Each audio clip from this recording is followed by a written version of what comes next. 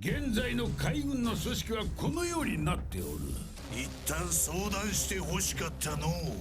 まさかあなた方を裏切る。その人ら地獄へ落ちてもらいやす。悪党どもの横行を恐れる世界中の人々にとっては麦わらのルフィ。分け合って俺は。厄介な海兵はまだまだいるぞ。ムチムチの実の能力者のちょっとつついただけで通称蜂の巣だ。可愛いんだからロギア系冷え冷えのみの能力者の氷結人間。伝説の英雄と元大将がぶつかるのか。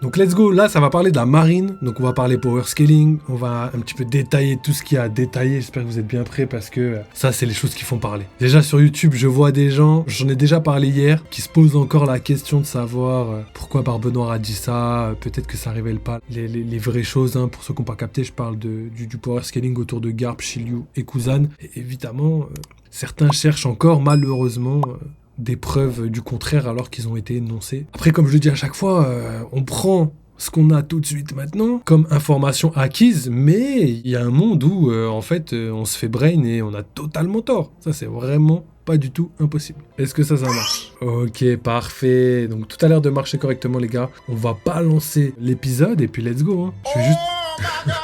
Ah ouais, lui, je lui ai dit teste les commandes, frérot. D'ailleurs, n'hésitez pas, les gars, vous avez toutes les commandes en détail dans le chat épinglé.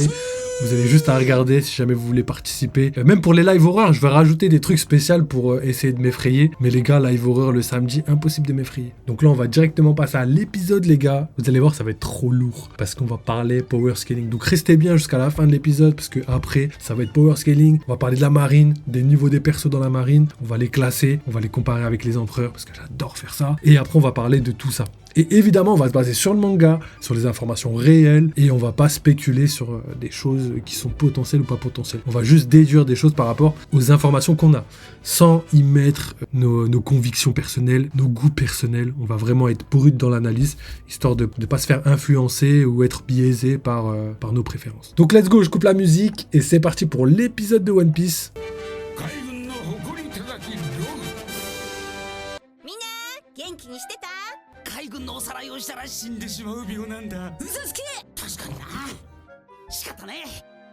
Déjà, j'aime bien comment l'épisode commence, parce que là, il mentionne bien que c'est bizarre, tu vois, pour des pirates, de mentionner la marine et tout, mais au final, ils vont l'intégrer correctement pour avoir des informations pertinentes. Vous allez voir, il y a même un espèce d'organigramme avec au-dessus les plus importants, les mots moins importants classés en fonction de leur rang, vous allez voir.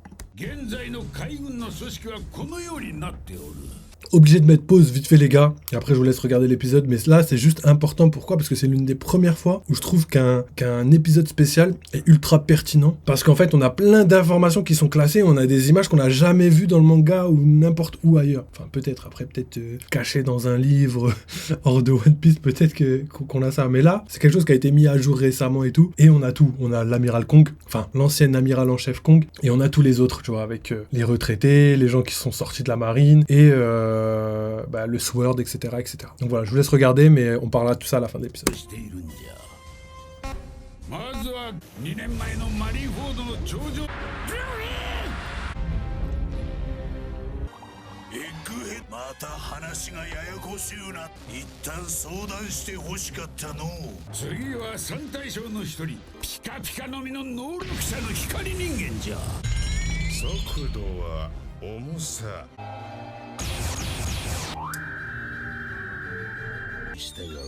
ひょうひょうとした男じゃ。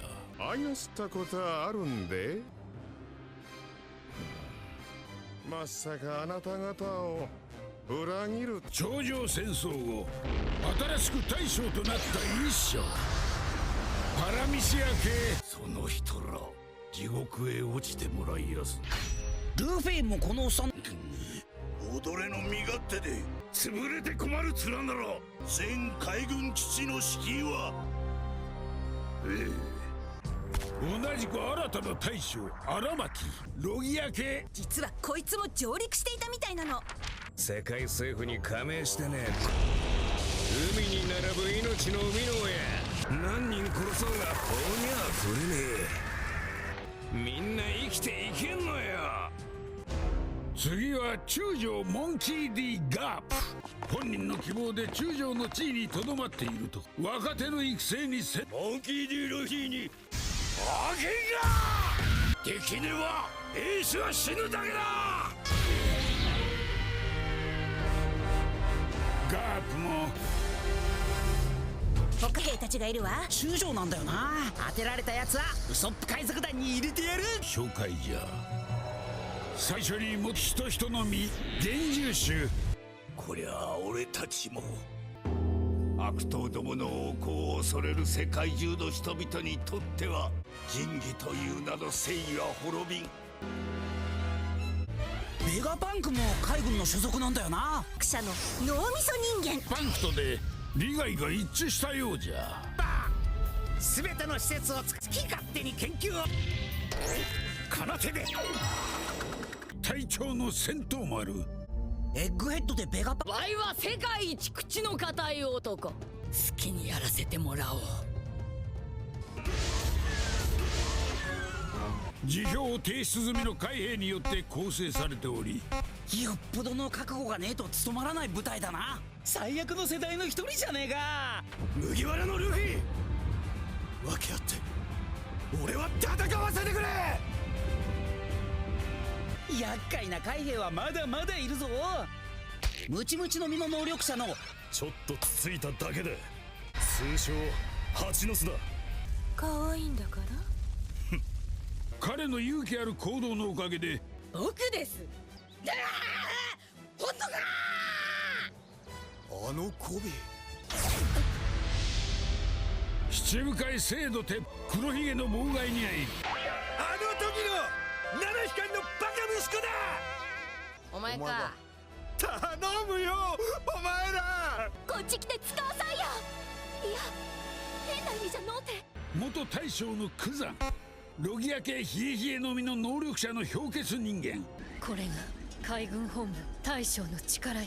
あの2年前の戦争の直後赤犬が元帥になることにだけは強く反発した海軍を出たわい。じゃあ青木陣もう海兵じゃねえのか。これだけではなく四皇バギー率いるクロスギルドが貧困とお金は人を変える。一方コビーを救出するため伝説の英雄と元大将がぶつかるのか。おいクザンどれも叶えられねえよガッツァ弱い。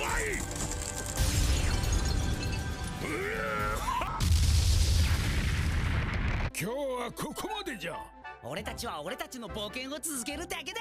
では失礼しようか。バイバイ。 Ok, c'était pas mal, hein. Moi j'ai bien aimé. Maintenant, on va juste regarder le petit teaser du prochain épisode. 奮闘するガープ目指すが手を阻まれる。共に修行した日々に思いを馳せ。次回ワンピースガープとクザンショート海賊王に俺はなる。 Ok, bah c'est tout pour aujourd'hui du coup, au niveau de l'épisode. On a eu pas mal de choses. Ok les gars, donc on va débrief vite fait cet épisode qui était vraiment pas mal à mon sens. Hein. Pour un épisode spécial, je trouvais ça quand même cool. Il y avait une classification autour des personnes de la marine. Et le délire, c'est qu'il y a une présentation, mais c'était que à titre informatif. J'aurais préféré qu'on rentre un peu plus dans le power scaling, dans les combats en question, etc. Mais c'était plus un rappel au niveau de l'histoire. Donc voilà, c'était quand même un bon épisode parce que voilà, il y avait la petite qualification avec la pyramide, donc le côté Ponzi, on va dire. Et de l'autre côté, on avait le Sword et toutes les personnes qui sont un petit peu en dehors de la marine, mais qui justement correspondent aux membres de la marine quand même, tu vois, qui sont assimilés à la marine. Donc ça, c'était une première chose. Voilà, on a parlé des amiraux en premier, on a parlé ensuite du Sword, on a parlé des personnages qui sont autour, c'est-à-dire on a parlé de Kuzan, Garp, un petit peu Sengoku, etc., qui sont dans la marine, mais pas vraiment dans la marine, parce qu'ils sont pas à leur poste réel, comparé à leur puissance, et aussi à l'intérêt qu'ils pourraient apporter au niveau de la marine. Je veux dire, Sengoku, lui, niveau intellectuel, niveau gestion un petit peu de guerre, tu vois, je le verrais plus comme un chef de guerre que juste comme un mec qui est à la retraite, tu vois. Pourtant, c'est la réalité. Et Garp, c'est la même chose. Lui, je le verrais plus comme un combattant extrême qu'on en verrait vraiment dans les périples les plus hardcore, mais au final, c'est juste quelqu'un à la retraite qui est là juste pour soutenir la marine, point barre. Et après, on avait aussi Kuzan qui, lui, n'est plus dans la marine, mais qui aurait pu être quelqu'un assimilé aussi d'une certaine manière à la marine. Donc voilà, pour détailler, nous, on va plus parler sur l'accès puissance, etc., et l'accès, on va jauger un petit peu les personnes dans One Piece, et surtout de la marine, par rapport à des personnes lambda. Donc là, ça va être du power scaling pur. Donc déjà, je pense que le cœur et le vif du sujet, c'est la question des amiraux, la question de la puissance des amiraux. Il y a un problème dans la puissance des amiraux parce qu'il y a beaucoup de personnes qui les assimilent un petit peu à un level spécial. C'est-à-dire que beaucoup de personnes pensent, enfin beaucoup de personnes, une partie des personnes, parce qu'au final, je vois de plus en plus de personnes qui pensent pas là-dedans, et à raison, avec les dernières nouvelles, c'est qu'il y a le level second de Yonkou. Donc le second Yonkou, c'est le premier homme d'équipage plus puissant après le Yonkou. On connaît Katakuri, on connaît King, on connaît Zoro maintenant. L'équipage de Baggy est à mettre un petit peu en suspens pour l'instant. Et sinon, les anciens Barbe Blanche avaient Marco. Voilà. Donc ce niveau-là, c'est un niveau qui, pour beaucoup de personnes, est un niveau égal entre eux. C'est-à-dire tous les premiers commandants ont à peu près la même puissance. Même si pour moi, c'est pas ce que je vois réellement. Ça, c'est une chose. Ensuite, les amiraux auraient le même level que tous les premiers commandants de Yonko. Qui, pour beaucoup, encore une fois, c'est logique, c'est lambda, c'est comme ça, point barre. Alors que pour moi, personnellement, je trouve que tous les amiraux ont un level complètement différent. Pour moi, au-dessus de l'échelle des amiraux, on a Kuzan et Akainu qui ont vraiment montré une supériorité et même qui ont été un petit peu mis sur le devant de la scène dans le sens où ils ont tous les deux été promus amiral en chef, tu vois. Donc il y a deux personnes, il y avait le gouvernement mondial qui voulait Akainu comme amiral en chef et il y avait Sengoku qui lui voulait Aokiji, donc qui a été sûrement boosté par Garp off, mais ce qui est sûr, c'est que ce sont les deux personnes qui étaient les meilleures pour ce poste-là, tu vois. Et le délire, c'est que malgré le fait qu'il y a le côté gestion de la guerre, etc., le power scaling y est forcément nécessaire. Il faut vraiment être fort. Déjà, juste pour devenir amiral, il me semble qu'il faut quand même maîtriser les trois acquis, enfin peut-être pas les trois acquis, mais en tout cas les deux acquis nécessaires, hein, c'est-à-dire le acquis de l'armement et l'acquis de l'observation. Hein, je pense que c'est obligatoire pour devenir amiral. Et du coup, pour devenir amiral en chef, je pense qu'il y a quand même des nécessités au niveau du power scaling. Et pour moi, ces deux personnages sont au-dessus des autres amiraux, déjà de bas, juste parce qu'ils ont été promus, et juste parce que aussi, voilà, au niveau puissance, pour moi, c'est logique que ces deux-là soient les plus forts de la marine à l'époque de Barbe Blanche, à l'époque d'il y a 2 ans. Et derrière, il y aurait Kizaru. Pourquoi ? Parce que l'ancienneté, parce que aussi l'entraînement, parce que aussi les fréquentations font que les dates, etc. font que lui, il est prédispositionné à être plus fort que les autres amiraux, mais pas sur la même échelle que Aokiji et Akainu. Parce que voilà, il n'était pas au cœur de la bataille, il n'était pas destiné à être amiral en chef. Ça, pour moi, ça les met déjà à un écart de différence. Ensuite, en dessous des autres amiraux, il y a Ryukogyu et sûrement, comment il s'appelle, Fujitora. Pourquoi ? Parce que voilà, c'est les nouveaux venus. Je pense qu'on ne devient pas amiral en quelques temps. En plus, c'est des personnes qui ont rejoint la marine très tard. Hein. Je veux dire, ils ont été recrutés pendant l'ellipse des 2 ans. Pour Ryukogyu, je sais pas, mais il me semble que Fujitora a été recruté pendant les 2 ans. Ou peut-être l'inverse, je sais pas. Là, j'ai pas vraiment les refs. J'en suis pas totalement sûr. Vous m'en tiendrez par rigueur, les gars. Et ensuite, tout ça pour vous dire que pour moi, le niveau amiral, c'est pas un niveau. Côté amiral, c'est un titre. Il faut être suffisamment fort pour devenir amiral. Et encore plus fort pour devenir amiral en chef. C'est plus comme ça qu'il faut le voir. Alors que si on se dit le niveau amiral, c'est un niveau, c'est pas vraiment ça. Parce que pour moi, jamais il y aura d'égalité entre Akainu et les autres amiraux, tu vois, à part Aokiji. Parce que voilà, il y a le côté feu glace, il y a le côté aussi les animaux qui leur sont respectivement décernés. Donc, il y a pas mal de choses qui font qu'ils sont logiquement voués à être les deux, l'un contre l'autre déjà rivaux, et en même temps supérieurs aux autres amiraux. Donc ça, c'est mon avis. Et pour situer Garp, vu que maintenant on a parlé des amiraux et que Garp a largement le level d'un amiral, pour moi, Garp, c'est quelqu'un qui est au-dessus de tout. C'est quelqu'un, un ovni en fait. Et je pense que dans tous les corps qui existent, il y a un ovni, tu vois. Genre par exemple chez les pirates, il y avait un ovni, c'était Roger. Roger c'était un ovni, il était là gros, comment ça il est trop puissant. N'importe quel empereur, il n'y a pas d'équilibre avec lui. Avec lui c'était lui le plus fort, point barre. Et la puissance faisait respecter le fait que Roger soit au-dessus des autres. Tu vois, sa puissance mettait tout le monde d'accord, c'est ça que je voulais dire. Et du coup, pour moi, il y en a un aussi dans la marine, et c'est Garp. Pour moi, Garp, c'est l'ovni un petit peu de la marine. Donc, où je le jaugerais en termes de level. Je t'en ai déjà parlé, mais bon, je suis obligé de retourner dessus, hein, c'est un épisode sur la marine. Pour moi, Garp, level prime, parce que voilà, c'est ça qui va choquer un petit peu les gens, où les gens se battent carrément, hein, franchement, les gens prennent trop à cœur ce débat-là. Hein. Mais pour moi, clairement, Garp a minimum le level Yonkou Prime. Pourquoi ? Parce que déjà, dans les dernières informations qui ont été données dans le dernier chapitre, je pense que ça parle de lui-même avant-dernier chapitre, 1127 si je me trompe pas. Donc déjà, juste ça parle de lui-même, j'ai même pas besoin de détailler normalement. Mais aussi parce que voilà, c'est logique.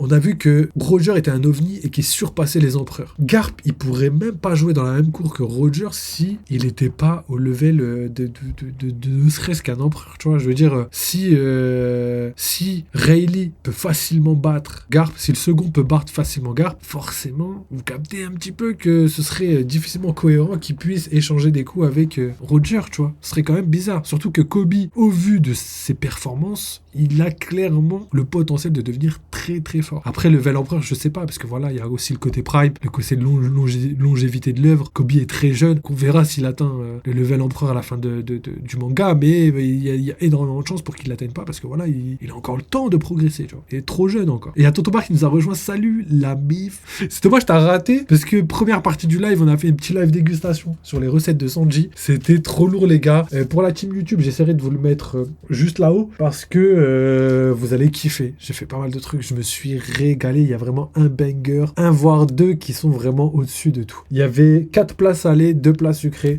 Donc voilà, un petit teaser pour la suite. Mais c'était trop bien, les gars. Ensuite, pour revenir au débat épineux, comme Tonton Bar dit, effectivement, moi, ce n'est que mon avis, comme je le dis à chaque fois. Hein, je me dédouane de tout ce qui peut se passer dans tous les cas, MDR.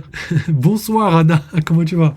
Bienvenue à toi. Sinon, pour retourner un petit peu, pour finir mon propos que je disais juste avant, c'est tout simple. Pour moi, les amiraux n'ont pas tous la même force. Pour moi, Garp est un ovni au sein de la marine, vraiment au-dessus de tout le reste. Et je pense que c'est pareil dans la piraterie. On a les empereurs et on a les personnes qui sont au-dessus, tu vois. Je pense bien à Luffy, à Xebec, potentiellement Barbe Noire plus tard. Et Roger, tu vois, ça, c'est des ovnis qui sont destinés à être plus que des personnes avec des rivaux. Je pense qu'il n'y a pas de rivaux, il n'y a que des ennemis jurés et il va falloir en venir aux mains et aux mains réelles, tu vois, aux mains d'éther. Donc voilà, en tout cas, pour la classification autour des membres de la marine. Pour les autres, après, ça sert à rien de les mentionner parce que voilà, c'est des levels qui, je pense, sont pas étrangers pour les autres. Mais en tout cas, Garp, vous avez mon avis là-dessus. Les amiraux, vous avez mes avis là-dessus, c'est pareil. Hein. Et en comparaison, je pense que honnêtement, je vois bien les amiraux, en tout cas pour pas mal d'entre eux, je les vois bien minimum intermédiaire, étant donné qu'on a eu énormément d'informations. On a eu tout ce que je vous disais avant, par exemple Kuzan, le fait qu'il ait réussi à battre Luffy en Snakeman assez facilement, que Luffy galérait, en tout cas en termes de vitesse, le Snakeman était en dessous de Kizaru. Et on sait que dans le combat Katakuri et Luffy, la vitesse était le plus important, parce que le Kongen rapporte de la force et le Snakeman rapporte de la vitesse. Et quand on a vu que juste Kizaru, s'il était supérieur en vitesse à Luffy Snakeman, ça le met directement supérieur, c'est comme ça. C'est pour moi, c'est ce que je pense. Et au final, on a vu Luffy en Gear 5 arriver à ses fins et battre Kizaru, parce que pour moi, il n'y avait pas d'autre option.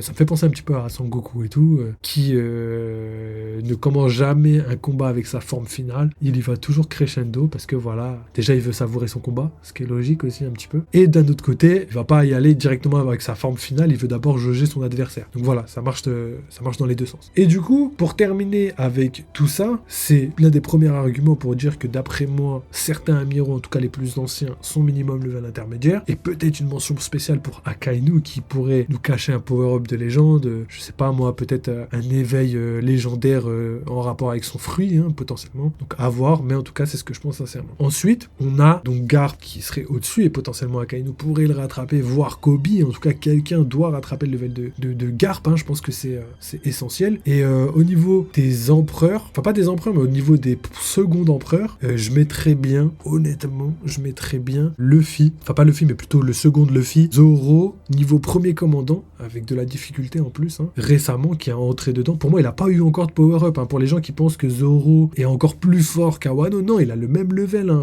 On ne devient pas fort en juste échangeant des coups ou faisant 2-3 trucs. Hein. Il a 0 power-up au niveau de ses épées, 0 power-up au niveau de son haki. On l'a même pas vu utiliser son haki des rois. Donc pour moi, il est vraiment au même level qu'Awano. Jusqu'à preuve du contraire, je vois pas comment il aurait pu s'entraîner à Egghead étant donné qu'il s'est écoulé une journée, les gars. Oubliez pas que les power-ups, ça arrive pas en 2 secondes. Les seuls moyens d'avoir un power-up, c'est de s'entraîner pendant 100 ans ou de se battre contre quelqu'un de beaucoup trop fort et de frôler la mort. Est-ce que Zoro a eu un des deux? Surtout que c'est en une journée. Je vous laisse faire votre propre avis, mais vous avez le mien. Donc ça, c'est une chose. Donc pour revenir un petit peu au côté intermédiaire des amiraux, et après je pense que j'aurais tout dit. La dernière information, c'est la dernière qui est sortie dans le chapitre 1127, où on a donc Barbe Noire qui dit lui-même que Kuzan, à part lui, qui aurait pu battre Garp, tu vois. Et du coup, Kuzan, lui, il répond que oui, mais j'y suis quand même allé avec quelqu'un d'autre, tu vois. Il y avait quand même tout le monde avec moi qui m'ont aidé, tu vois. Et d'ailleurs, là, dans le dernier épisode, il y a l'équipage complet de Barbe Noire, entre guillemets, qui a été mentionné. C'est-à-dire que le titre de l'épisode, je me trompe pas, peut-être pas le titre de l'épisode, mais l'intitulé, c'était que tous les membres de Barbe Noire, ou en tout cas toute l'île de la Ruche, une petite phrase qui disait ça, contre Garp, tu vois. Et là, ça montre vraiment l'impact qu'il y a entre le fait que Garp soit tout seul, et aussi le fait que la ruche ensemble s'allie tous ensemble pour avoir suffisamment de force pour battre Garp, la Carpcoy, les gars. Non, mais du coup, pour en revenir à ce que je disais, honnêtement, les gars, je vois aucun monde où Garp est moins fort, surtout maintenant avec les révélations qu'on a eues dans les derniers chapitres, où Garp n'est pas niveau intermédiaire minimum pour pouvoir tenir une île complète, faut le faire. Et je vois très très mal, du coup, par corrélation, que Garp niveau prime n'est pas Yonkou. Je sais que j'ai eu quelques commentaires là-dessus, on en a parlé déjà hier. Pour moi, il n'y a pas de possibilité où Garp, lui, comme ça, il n'est pas niveau Yonkou prime. Pourquoi? Parce que là, on l'a très bien vu, sa puissance est colossale encore aujourd'hui. Il est capable de détruire une ville, capable de tenir tête à un premier commandant et un amiral de la marine en même temps, avec tout son équipage autour, et aussi avec le poids, entre guillemets, en tout cas le désavantage de devoir sauver ses alliés. Donc déjà, juste, tu prends tout ça en compte pour pas comprendre et pas voir, les gars, faut vraiment fermer les yeux. Pour moi, c'est clair et net. En fait, depuis l'avant-dernier chapitre, il n'y a aucun monde où Garp, on peut le considérer comme faible. Le seul doute où on peut vraiment, en tout cas, c'est mon avis, les gars, hein, comme je dis, hein, je fais pas d'affirmation, je fais juste des affirmations par rapport à ce que je pense de l'analyse du chapitre. Et au niveau de Shiryu et de Kuzan, c'est le seul endroit où les gens peuvent un petit peu tirer la corde d'un côté ou de l'autre pour défendre leur argument. Mais au niveau de Garp, c'est même pas la peine de parler pour moi. Je pense que tout a été dit, tout a été montré. Gros, quand on voit les performances de Rayleigh et qu'on lui donne le titre de intermédiaire, et quand on voit les performances de Garp mais qu'on veut pas lui donner le titre d'intermédiaire, moi déjà le problème se situe pas dans le power scaling, il se situe plutôt dans les convictions personnelles de chacun. Et après, libre à vous de penser ce que vous voulez, mais au niveau de l'analyse, les gars, faut être cohérent avec ce qu'on dit, et là, malheureusement, tout a été dit. Quand tu vois que Kuzan lui-même a dit que heureusement que Shiryu était là, sinon je l'aurais pas battu, il l'a pas dit de cette manière, mais c'est ce que ça voulait dire. Honnêtement, c'est comme ça que je l'ai pris en tout cas. Donc voilà, au niveau de Garp, forcément, il est au-dessus des amiraux actuellement,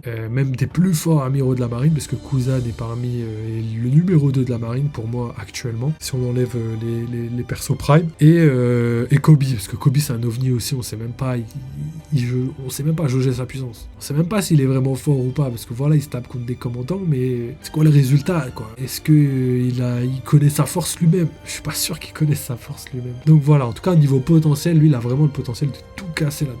Donc voilà, pour terminer avec le côté marine, etc., etc. Donc voilà, vous avez mon avis sur les amiraux et leur puissance, qui pour moi diffèrent entre chaque amiral. Et pour moi, pour être amiral, il suffit juste de maîtriser les deux acquis et d'avoir un level suffisant pour justement prétendre au titre. Moi, c'est ça le niveau amiral, c'est ça. Cependant, il y a des personnes qui, en étant amiral, continuent de progresser et ont excellé dans leur art, ce qui les a fait monter en level. Ça, c'est pour le côté amiral. Ensuite, de l'autre côté, on a les ovnis, donc comme Luffy, comme Zebek, comme Roger, Barbe Noire, mais aussi Garp, qui pour moi sont des ovnis dans leur catégorie, qui vraiment dépassent toutes les stats, tu vois. Il y a toujours des mecs comme ça qui sont au-dessus du lot, et ça dépend pas juste du talent ou de l'entraînement, c'est vraiment quelque chose qui dépasse l'entendement, tu vois, un peu comme Usain Bolt, tu vois, qui qui est là et il y a personne qui peut tester parce que voilà, il a mis la barre tellement haute que voilà, c'est comme ça. C'est un peu comme Teddy Riner qui, malgré les années et les années, est toujours au top de sa forme. Il a je ne sais combien de bétail d'or. Vous avez capté en tout cas. Et du coup, pour terminer, on a donc les preuves qu'on a eues dans les derniers chapitres qui montrent un petit peu le level de chacun. D'après Barbe Noire, Kuzan était le seul capable de pouvoir battre Garp et Kuzan dit bien que sans Shiryu, il n'aurait pas réussi à le battre. Donc pour moi, c'est des informations assez cohérentes. C'est quand même 2 bulles avec 2 explications pour jauger un level, donc celui de Garp, mais en même temps, on peut en déduire que Kuzan est très très fort et que Shiryu est malheureusement moins fort. Ça, c'est malheureusement ce qu'on peut en déduire. Et au final, voilà, on a, je pense, mis la main sur des révélations nécessaires et pas finales, parce que voilà, ça peut toujours changer d'avis, etc., etc. Mais vous avez capté, les gars.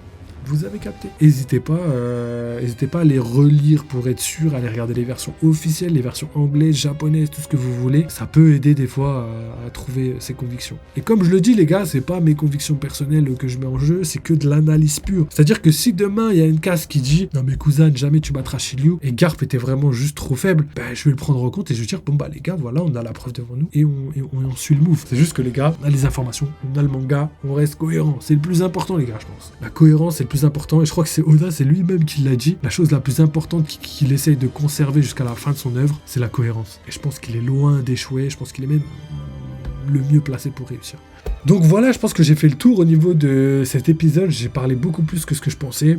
Mais voilà, je pense que j'ai pas besoin de résumer. Vous avez capté, Amiro, level différent. Il y a des ovnis chez la marine et chez les pirates. Et en même temps, on a des révélations par rapport à l'avant-dernier chapitre où certains sont mis en valeur comme Kuzan et Garp. Et que Garp a été mis bien plus en valeur grâce à Kuzan qui lui-même a reconnu que heureusement qu'il y a eu l'aide de Shiryu. Sinon, ça aurait été compliqué. Donc voilà, comme je le dis à chaque fois, ce n'est que mon avis, les gars. On verra bien ce qui se passera dans le futur, mais pour l'instant, je préfère rester sur ça parce que c'est ce qui est le plus cohérent au vu des informations qu'on a dans le manga. Donc je pense que j'en ai fini pour aujourd'hui. On aura fait un live de 2 heures quand même, les gars. C'était cool, hein. C'était cool, hein. On a fait un petit live dégustation, c'était délicieux, les gars. Et c'était les recettes de Sanji en plus. Franchement, Sanji est légendaire, hein. On est fier d'avoir ce petit Sanji dans l'équipage pour nous régaler comme ça. Et après on a fait le petit épisode qui était plutôt cool, hein. Au final, hein, c'était évidemment un épisode moins bien que si on continuait l'histoire de manière lambda. Mais voilà, je pense qu'ils n'ont pas le choix, hein. Ça fait quand même je sais pas combien d'années qu'ils maintiennent le rythme. On peut leur laisser l'opportunité de faire des petites pauses, hein, de temps en temps, hein, même si en vrai c'est pas vraiment des pauses, hein, étant donné qu'il y a des gens qui travaillent sur ces épisodes. En tout cas voilà, j'ai kiffé, bon épisode, hein. Bon, je les comparerai pas aux épisodes du manga parce que voilà, il n'y a aucune comparaison à faire. Mais voilà, si je devais comparer aux autres épisodes spéciaux, je les mettrais quand même un bon 7 sur 10 parce que je trouve que là, il y a eu des informations, des classifications au niveau de l'équipage qui étaient plutôt pas mal. Donc voilà, je pense que j'ai rien d'autre à dire, les gars. On va se laisser sur ça. Merci à tous ceux qui ont suivi le live. On est quand même nombreux au début de live là. C'était grave cool. Merci encore à ceux qui sont restés jusqu'à la fin. Ça fait grave plaisir. Merci à Tontomba, Anna aussi. Et au début de live, il y avait Gap, Adré aussi, HP Mousse le frérot. Merci à Adèle aussi d'avoir rejoint la team. Ça fait grave plaisir. Et merci à tous les autres, hein. Franchement, je pense que j'ai fait le tour, hein. J'ai fait le tour, hein. Il y a même eu, comment il s'appelle, Du Expert qui nous a proposé des viewers gratuits. Merci, mais non merci. Anna Wave, bonne soirée. Merci beaucoup, Anna, t'assures de ouf. Nous, on se revoit demain, il y a les chapitres. Demain, les gars, il y a les chapitres, enfin les spoils, les premiers spoils. Donc demain, ça va être live discussion autour de One Piece. Mercredi, il y a les spoils complets. Et après, jeudi, on a le chapitre, voire vendredi. Donc voilà. Peut-être que tout à l'heure, je reviendrai. Non, 23h30, je reviendrai. Il faut que je fasse un live jeu vidéo, mais là, c'est tendu. Je m'attendais pas à ce qu'il y ait autant de choses à dire sur l'épisode, alors que c'était un épisode de flashback. Du coup, voilà. En tout cas, merci encore à tous. N'hésitez pas, j'ai oublié de faire l'auto-promo, les gars. N'hésitez pas à rejoindre la team, à follow, à liker, à commenter, parce que voilà, ça nous aide pour les référencements et l'algorithme. N'hésitez pas à rejoindre le Discord, parce qu'on discute entre nous. Il y a pas mal de gens là qui sont actifs un petit peu sur le Discord, donc n'hésitez pas. Et sinon, il y a le Twitter où je poste quelques informations, mais aussi surtout les moments où je live, etc. Donc voilà, ça vous permet d'avoir des petites informations supplémentaires, ou sinon de savoir quand je live, tout simplement. Et sinon, il y a sur le Discord aussi, vous avez tous les salons. Vous savez si une vidéo est sortie, s'il y a les lives, vous avez tout. Donc voilà, je vous laisse sur ça. N'oubliez pas, vive les jeux vidéo, vive One Piece, et à très bientôt. Merci encore, les gars.